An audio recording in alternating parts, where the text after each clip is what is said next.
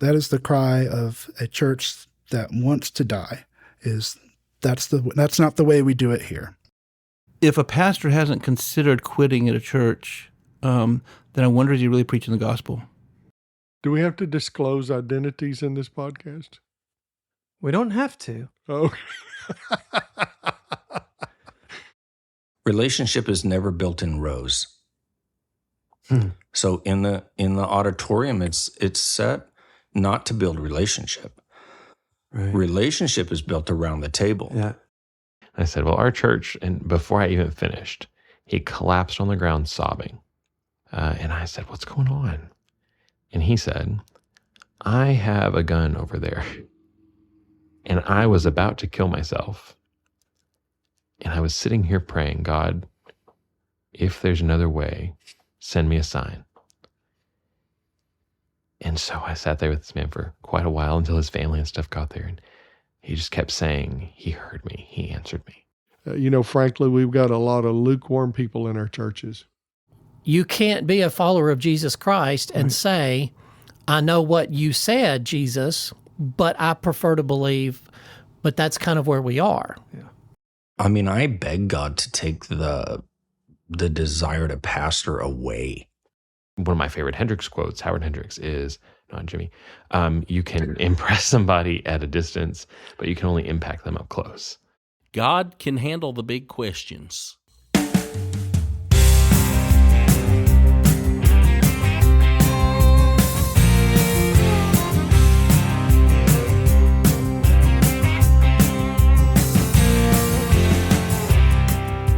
Hi, I'm Chris McNeil, and this is Ministry on the Move, a journey podcast interviewing pastors and ministers across the country. As the father of the McNeils, I get to travel all across this land singing the gospel, and one day it dawned on me that I was already having great conversations with pastors. And then came the conviction that maybe I should hit the record button and share these inspiring, insightful, and hopeful conversations with you. Join me on a journey to churches of all shapes and sizes, different parts of the country, and see just what it takes to shepherd the body of Christ. For more information on the McNeils, you can visit us at mcneilmusic.tv or mcneilmusic.com, or follow us on Facebook at The McNeils with 2 L's. Thanks for joining us, and here's the show. Hey everyone, this is Chris. The McNeils are back home. Oh, praise the Lord. We have been on the road for almost the last 3 weeks. We started our trip in Missouri. We came down to Tennessee to play 2 days at Dollywood, 8 shows in 2 days, and then we drove to Washington, D.C., where we got to see our oldest son, Landon, for about 3 hours. Then we drove to Maryland. We had 2 services there, and spent the week then with Landon in Washington, D.C., got to come back to Kentucky where our bus broke down, and we were able to make the dates with a little baling wire and bubble gum, I guess. Our starter died on the bus, and Samuel, our drummer and 17-year-old son, was able to locate it and fix it with some wiring and a couple of vice grips. And in fact, as of today, it's still in that condition. And I guess we'll have to make that trip to Oklahoma tomorrow with that, now that I think of it. From there, we went to Kentucky and then to Tennessee and then back home. So we're really glad to be home. We got our new album while we were out on the road. I Am Convinced will release on October the 20th. We've got it in our hands, but the official date is October the 20th, and we're very much looking forward to that. We are going to be at First Baptist Church in Garland, Texas on that date, and if you're in the area, boy, I sure hope you can come and say hi to us. Really excited about this album. First Baptist Church in Garland is where my family were members since I was 12, and I met my wife there, dedicated 3 of our children there. I was on staff there for about 3 years, and still holds a lot of wonderful, wonderful memories. So we're very much looking forward to going back to First Baptist Church in Garland. If I didn't say it, that's where Michelle and I were met and married. So if you're able, we sure hope that you could come be part of that on October the 20th of 2024. And this next interview is with Richard Kaufman. Richard is the pastor of Martin Baptist Church, Martin, Louisiana. And they have the distinction of being the last church that the McNeils sang at before the COVID lockdown. We sang there on Sunday, and the world shut down on Thursday. And we were concerned driving home that maybe the borders would be closed and we weren't going to be able to get back to Texas. I think this is our fourth or fifth, sixth time, something like that, to sing there. And just love Richard and the work he's doing. He's a great guy. And so I'll let him take over from this point. Here's the interview with Richard. All right. Well, this is Chris McNeil, Ministry on the Move, and we are in Coshada, or is it Martin? Martin, Louisiana, at Martin Baptist Church with my friend Richard Kaufman. Richard, thank you for being on this episode of Ministry on the Move. I'm glad to be here. This is, I think, our fifth time that we figured out to be at your church. We came the Sunday before COVID broke out. We left here not knowing if we'd be able to get back into Texas. That's right. And then the world shut down that Thursday, and then we came back the year after. And the first time, Michelle and I were talking, first time we've had y'all other than January or February. Yeah. But it just worked out pretty good for y'all and us this time. So, so it was we're in the dead. We get to see Louisiana in the heat of summer. Yes, sir. Yeah. So this is I think our fifth time to be here. Correct. And we had a wonderful service this morning. And thank you for taking a chance on the McNeils back in the day and having us back to your church. Tell me how you got started in the ministry. I was actually saved when I was 25, surrendered to the ministry when I was 29. And this sounds kind of odd, but I told the Lord how I was going to do it. And just for anybody listening, it doesn't work out that way. But I was working and different things, got sick, make the long version short. A good friend of mine, I was still working, had me come down and preach for him, and I found it was odd he was there. Well, he was taking a sabbatical, and I stayed down there a year. It was supposed to have been 3 months, and I look back now, and perfect place for our guys' first church. They loved on me, and we had a good time, and so that's kind of how I got started. And then I was filling in at a church, and a guy was there, and he came up to me when it was over, and he had 5 dates to preach at a church. And so I did the 5 dates, and when to be interim, well, the week before they were voting on it, so to speak, he said, well, would you be interested in coming full time? Well, I did and stayed there almost 6 years. And this year at Martin, this will be my 15th year at Martin this December. Oh, so that was this church? Yes, sir. Yeah. 15 years I've been here. And I left Marthaville, a little town I was at, and never thought I'd leave. But the Lord brought us here. First Sunday I ever preached here, had a young lady get saved. And that night, it was that night service, and I told her about being baptized. So I'm going to wait till you're here. Well, it hadn't been decided that I was coming, and I told her, you have to come on down. She said, I'm just going to wait till you're here. So I'm thinking, okay. So I did, and she did. So it worked out pretty good. But we've been here, like I say, 15, hard to imagine, 15 years. So, yeah. Yep.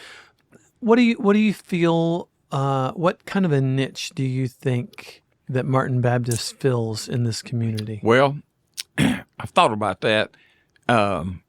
We've seen, I tell you, Chris, to be honest with you, we have seen so many things happen since we've been here. Mm-hmm. But I think one of the major things that happened, and my background before I got saved was not what you'd call very adequate for the ministry, as people used to say. But I'm glad he uses imperfect people. But we just became really, it's funny you mention that, because we just become really accepting of people. Mm-hmm. And that's a big thing. That, you don't condone the sin and all that, but I mean, everybody's welcome. And it's just beyond words for me at what the Lord has done. And I'm just glad I'm a small part of it. Well, and one of the things that I think that I've seen just in the short time that I've gotten to hear you in the pulpit, is that even though you're willing to accept, whoever comes, Right. I think you've taken a pretty strong. A buddy of mine, he's actually a co-Louisiana. He says, "Come as you are, but don't leave as you came." Amen. And I think that is something that I would say characterizes your ministry. Right. And I think it sounds odd when I say this, but when I surrendered to the ministry, the man that was preaching that day was a retired pastor, and I was telling him about all these things, and he stopped me. And he said, Richard uses imperfect people because that's all he has. That's right. And on a serious note, I thought, well, I qualify, And but yeah, and I think that's kind of the point we've made. And just little things like we started this men's ministry. I was can't even think, Bible study on Tuesdays. And man, we've been like 15, 16 guys and we're coming at 6 o'clock in the morning. It just blew me away. The first time I showed up, 3 or 4, I'm all right. And if 3 or 4 that came, we'd done the same thing. Right. But, Lord just opened many doors for us. And I think in this particular community, well, you've been here, like you say, 5 times because you've seen the building we have, and we kind of stand out. And Martin, I'm not meaning that stupid. It's just. It's a beautiful building. Exactly. And it's one, I always told him when we was building it, I said, well, if we have it and can't use it, we don't need it. So we've always had that philosophy, this is not our building to begin with, Right. know. So, but it's been kind of exciting. Like I told you last night, I've been here long enough where somebody's got saved and I did their wedding and now they got kids, and you get to see that. You walk through some tough times, but, you get to see the good times as well. So it's interesting because I wanted to ask you a question. You're pushing me down that road further. One of the questions, and I may ask you that here before we get done, one of the questions that I ask almost perpetually is, what's the downside of the ministry? But I wanted to ask you the opposite of that. Yeah. What juices you? In what part of the ministry really fires you up? Well, I think back in my story up, I went through evangelism explosion right after I was saved. So learned to share the gospel. And I was at a church, man, where it sounds like exaggeration, but virtually every Sunday people were walking the aisle, but they had been saved on Tuesday night, And so that was kind of what I was around. So that is, but I tell you what else is, when I see people plug in, so to speak, and I always tell them ministry begins when we get outside the 4 walls of this building. Right. So, but just people step up, and it blows me away. Like, I mentioned the lake ministry we do and stuff. Some people do that. We go to the nursing home. That's where I got my start, so I still go to the nursing home. But I think what really fires me up is seeing them come to know the Lord and then getting involved, rather than just sit soaking sour, as the old boy said. But, but there's a place. I had a friend of mine tell me years ago, we're not on a cruise ship, we're on a battleship, and everybody's got a job to do. Oh, so wow. I always look at it that way. Lord will use you. If you make yourself available, and that's kind of our story around here, we just, hey, man, he'll use you, and I'm glad he does, by the way. So that's an analogy I may hang on to. A cruise ship, not a Yes, battleship, sir. Not a cruise ship. Yes, sir. Yeah. So let's flip it on its head then. What are the struggles this is a question, it's a perennial question that I ask because I think that in large part pastors in a very lonely, especially pastors of medium and small churches, Correct. where there's not 8 other staff members going through the exact same thing. It's you, and you've got a deacon or an elder that comes by once a week to check up on you, and maybe there's a secretary, and maybe there's not, and maybe you're the one plunging the toilets, and maybe That's it's right. somebody else. So you're on your own, and yet every time there's a death or a divorce or a fight in a marriage or something, you're the guy on the carpet. How do you deal with the loneliness of the occupation? Well, I think he kind of prepared for me this. We talked about that last night. When I came here, it was kind of odd. They asked me, they said, are you more of a pastor or a preacher? I said, well, that's easy to answer. I said, I was a pastor long before I became a preacher. I was already doing those things and have to work hard at preaching.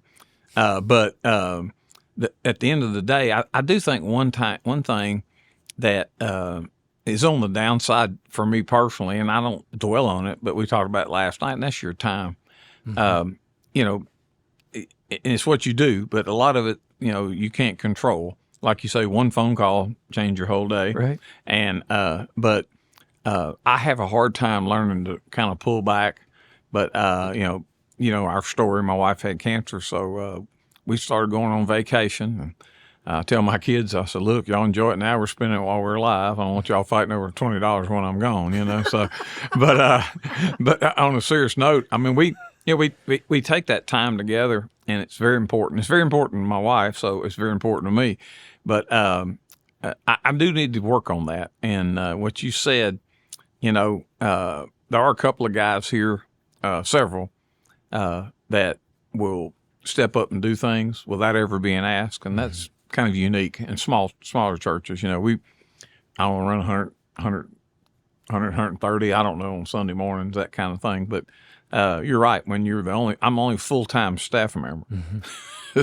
I'm not a real good secretary, but I try. But I think for me on the downside, on a serious note, I think I need to learn, you know, when, you know, like we talked about last night, we're still in this body, you know, and so that's the thing for me. I kind of, I guess, a better time management deal, but sometimes it can't be helped, you know. And, How long have you and Sue been married?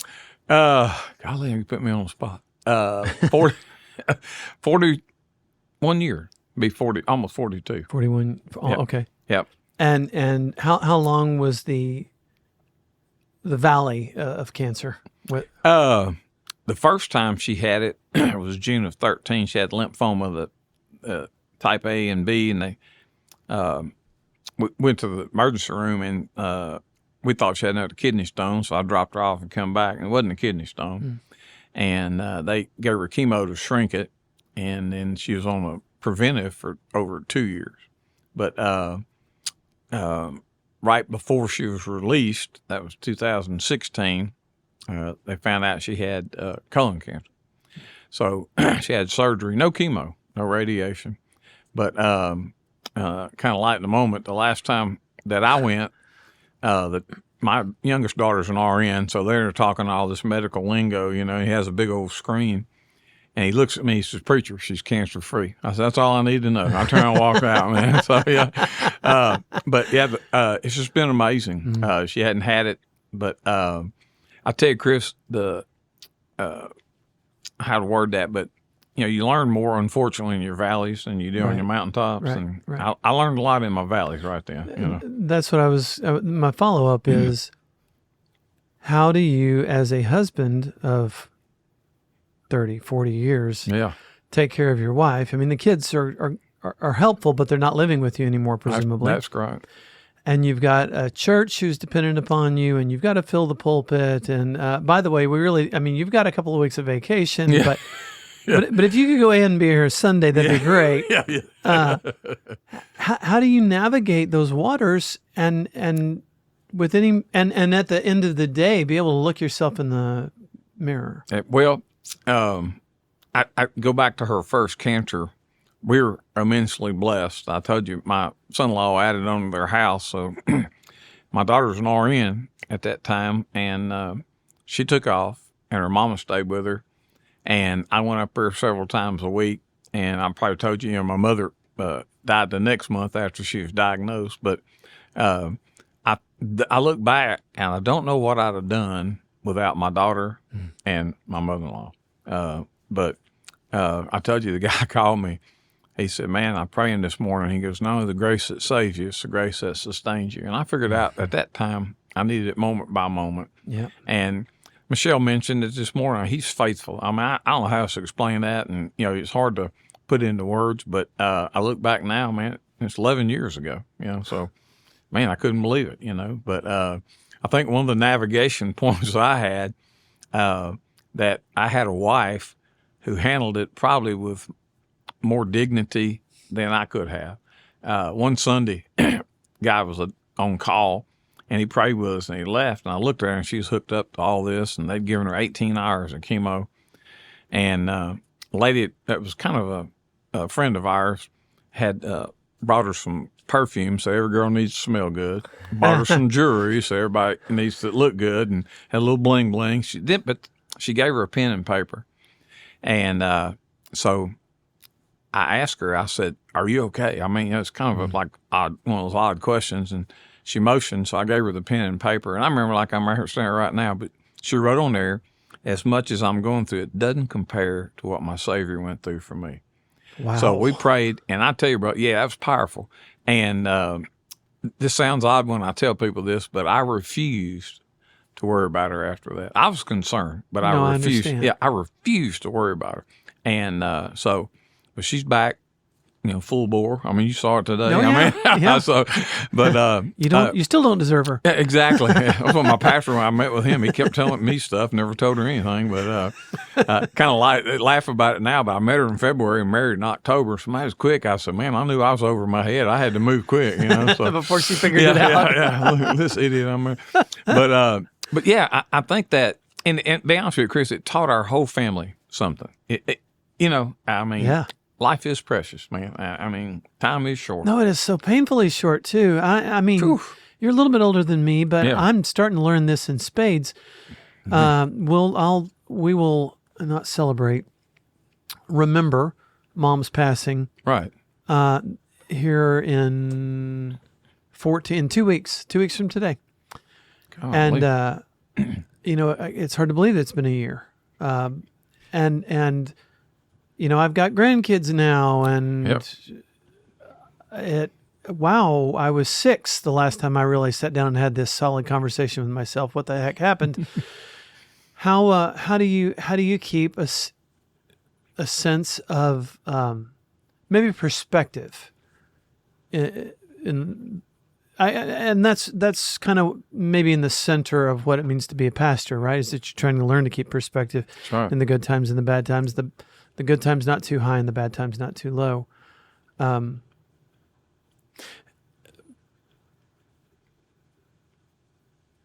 But there's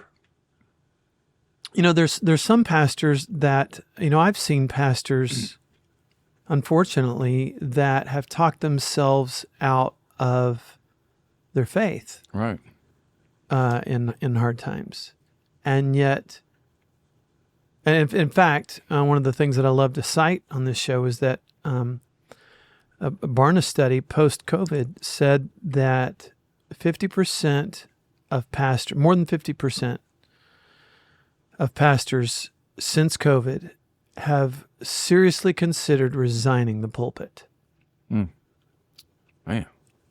Which is pretty stout. It is.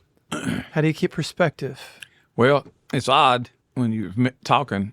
I had never journaled before. I know that sounds odd. I mean, I write a lot, but I never journaled like, my days. So in 2016, I decided, this year, I don't make New Year's resolutions because, I try to resolve every day, so to speak. But I said, I'm going to do a journal.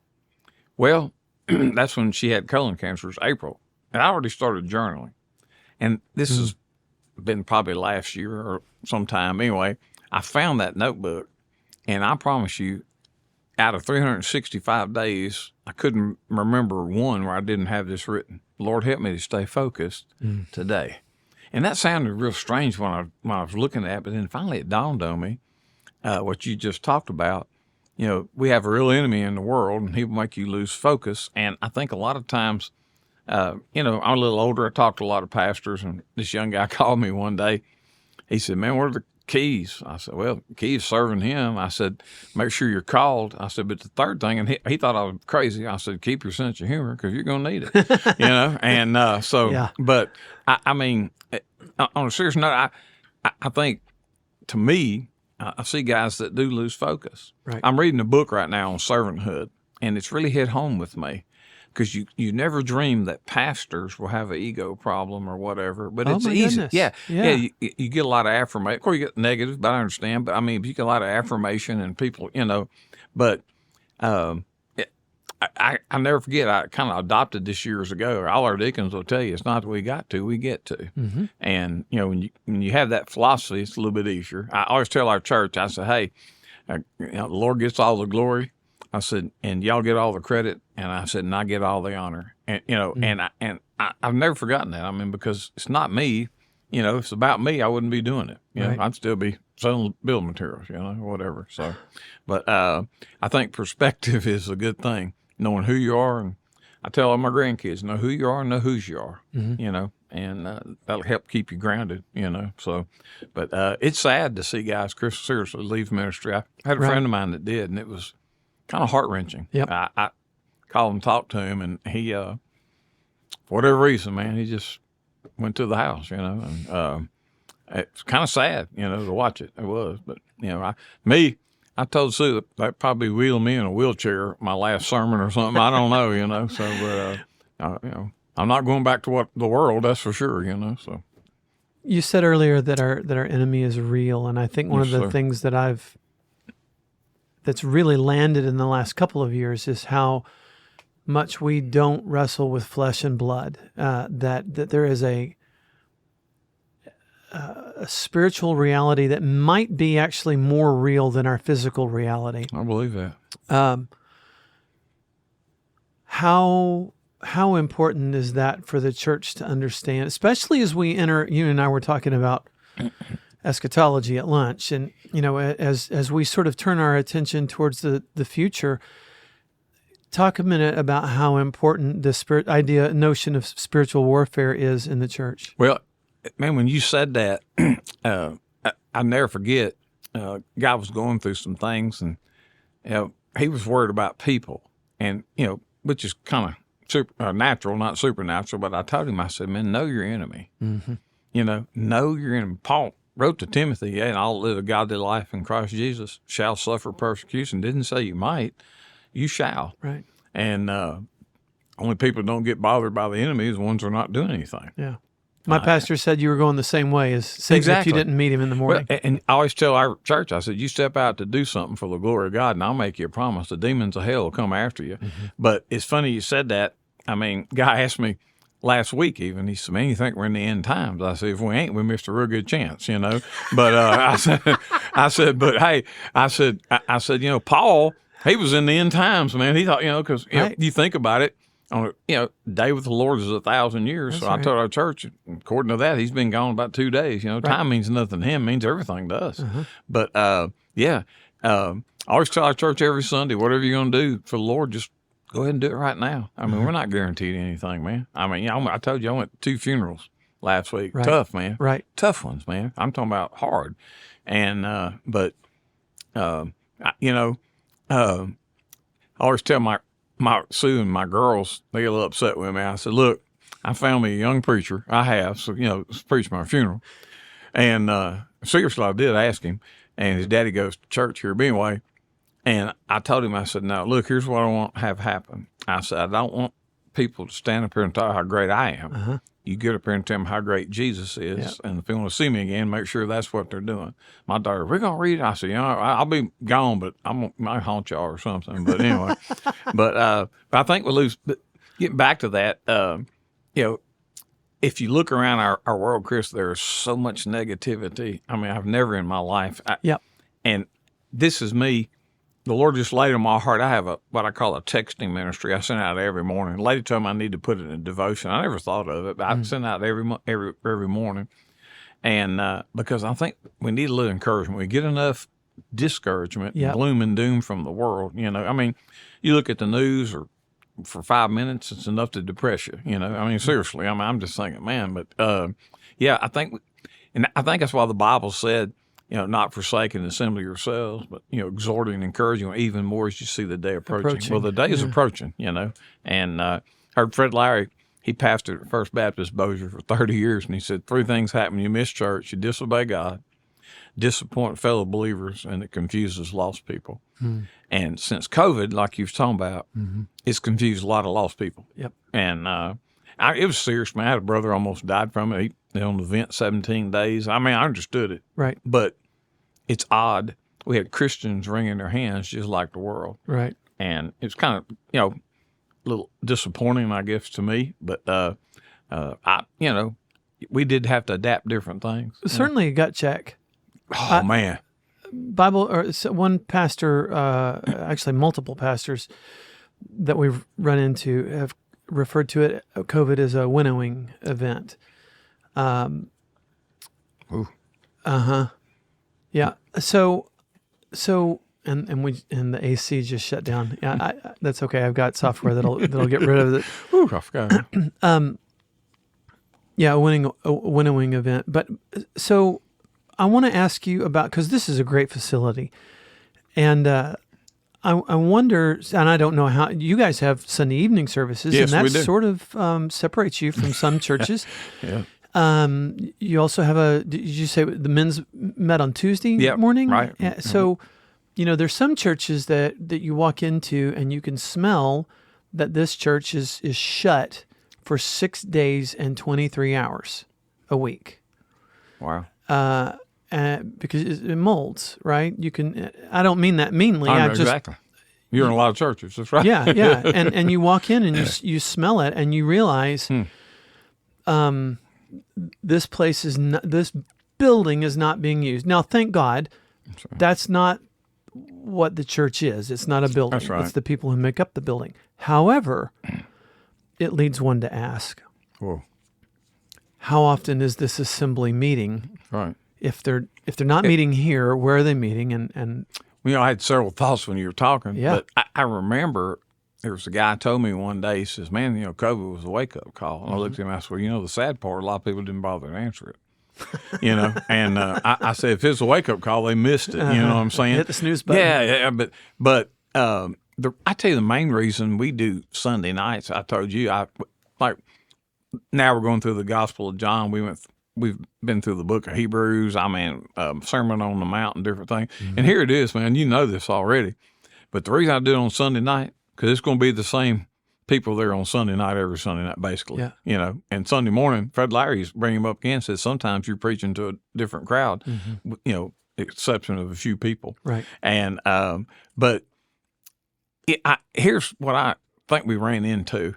COVID became a convenient excuse. Mm-hmm. It did. Yeah. And I knew how serious it was, man. I without a doubt, I knew it. But it's interesting.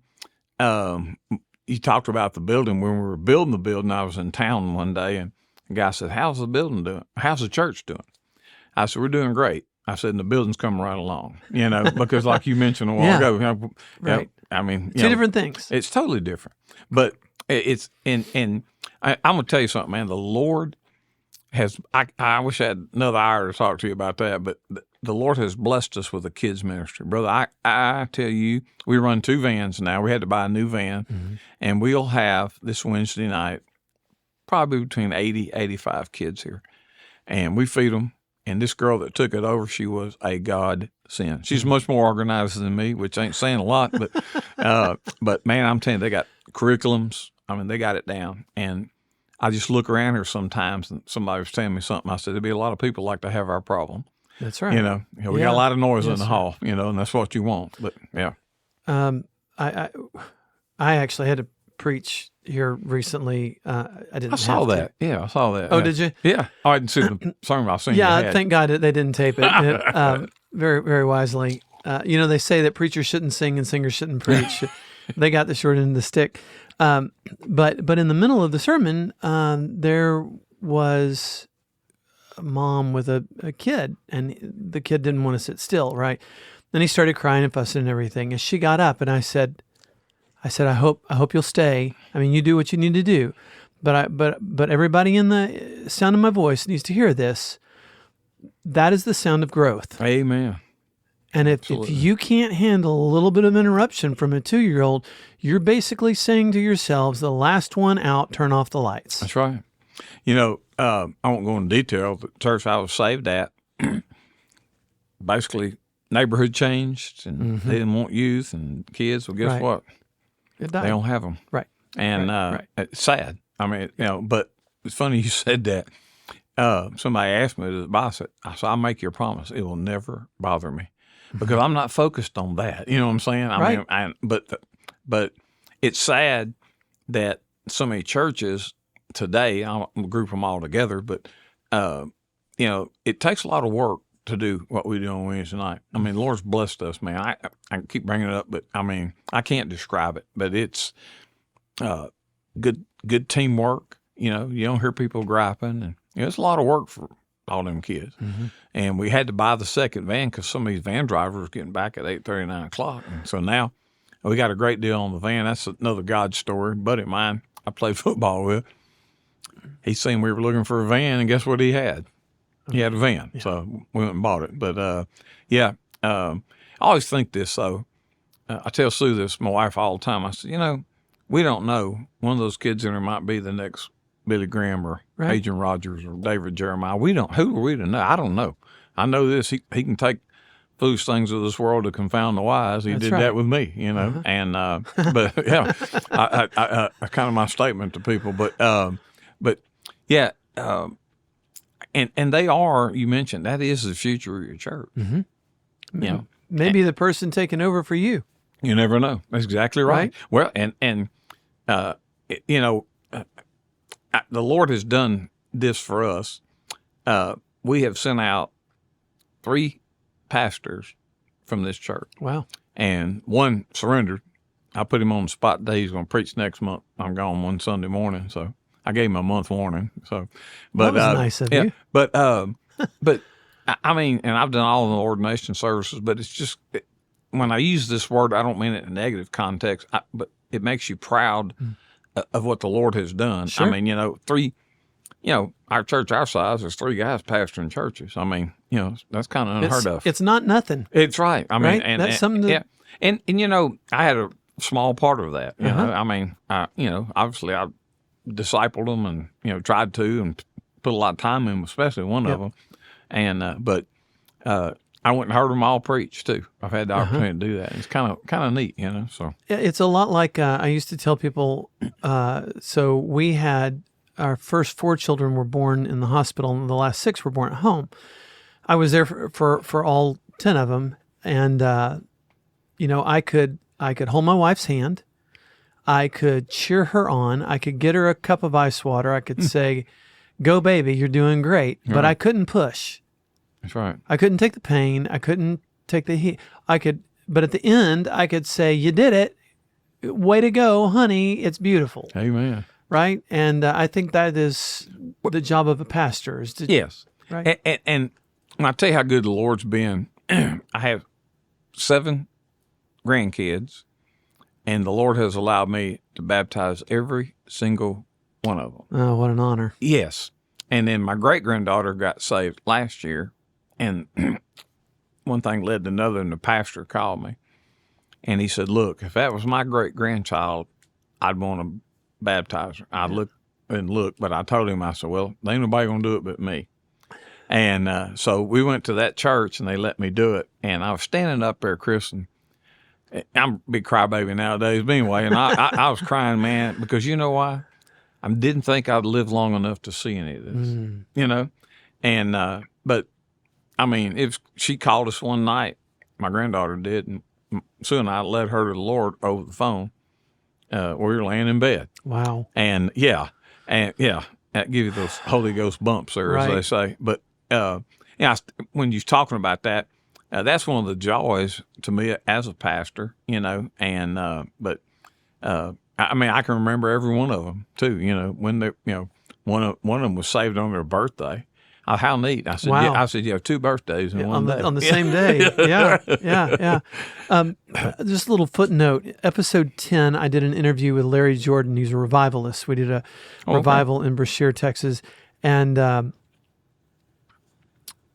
he relayed the story of Manny Beasley, I think is the guy's name. Oh yeah, Manley Beasley. Manley Beasley. Oh, you know of him, yeah. Yes, sir. So I did not know of Manley, and so I've had to catch up, and I'm late to the party. Anyway, on episode 10 of this podcast, and he said that the last time that he saw, so Manley was diagnosed with, I think he said 7 terminal illnesses. Good, great. And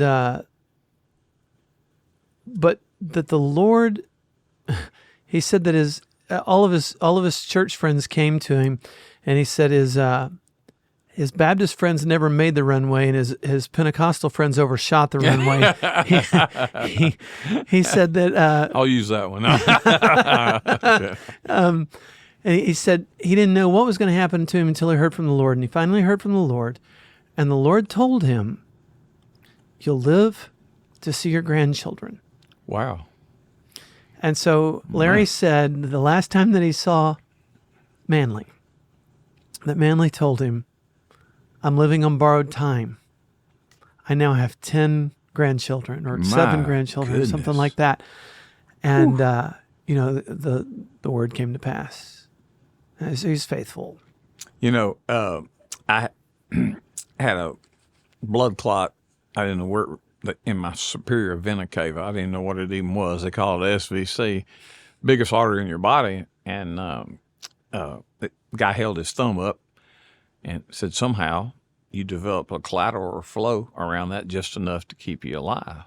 He said, and a small piece of it broke off. And anyway, I'm in the ER, and he walks in, my wife and 2 daughters, and he says, "I got bad news." Well, I'm thinking, I'm laying here, it ain't gonna be real good, So, so he said, "I got to send you to the other hospital." He said, "I'm just worried about you taking an ambulance ride." And I'm just thinking, good grief, man. So I get on the ambulance. True story, man. The guy looks at me, says, "Mr. Kaufman, are you a man of prayer?" I said, "Absolutely." And I'm telling you the truth, that man prayed with me from the second we left that hospital to the second we got over there. Wow. Surgeon comes in, he couldn't get it, so he had to get my body absorbed. It made me think of it when you said that, though. Anyway, the last day I was there, a lady wheeling me out, and one of our deacons was picking me up, Susan had to take off work. And she said, "Mr. Kaufman," she said, "you're on borrowed time." I said, "Ma'am, the day we were born, we're on borrowed time." Yeah. And so, yeah, I thought about that later. I thought, it was a miracle I got there.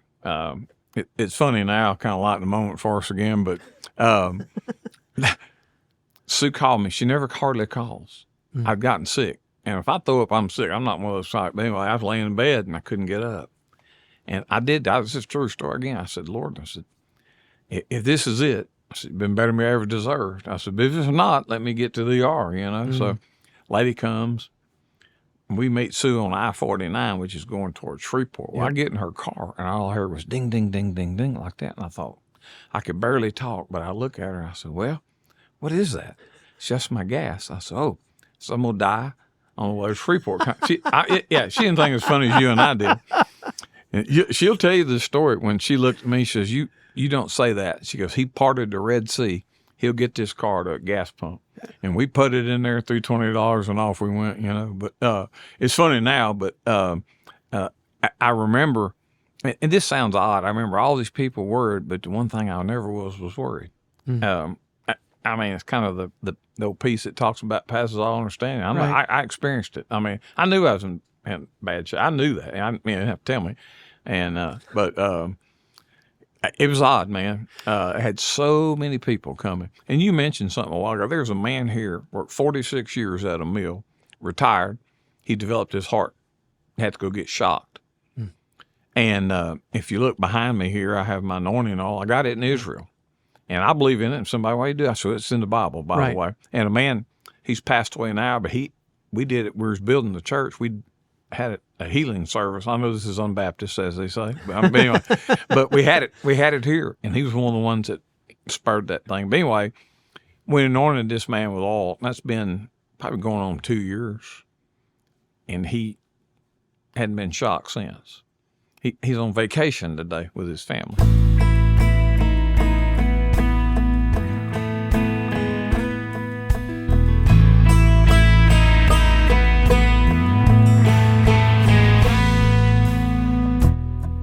Thanks so much for joining us on this episode of Ministry on the Move. I've been your host, Chris McNeil. Join us next week for the conclusion of my interview with Richard Kaufman of Martin Baptist Church in Martin, Louisiana. To learn more about the McNeils, you can visit us online at mcneilmusic.tv or themcneilproject.com. You can email me, chris@mcneilmusic.com. Find us on Facebook at The McNeils, 2 L's, please. and we will see you next time. God bless you, and thanks for listening.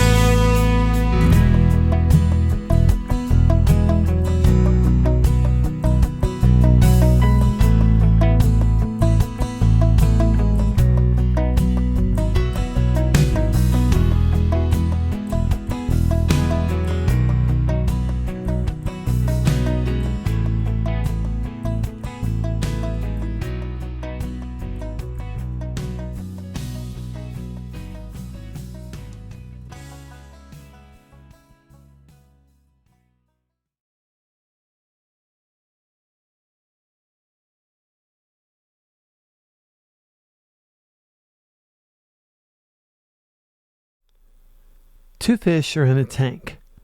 One turns to the other and says, "Any idea how to drive this thing?"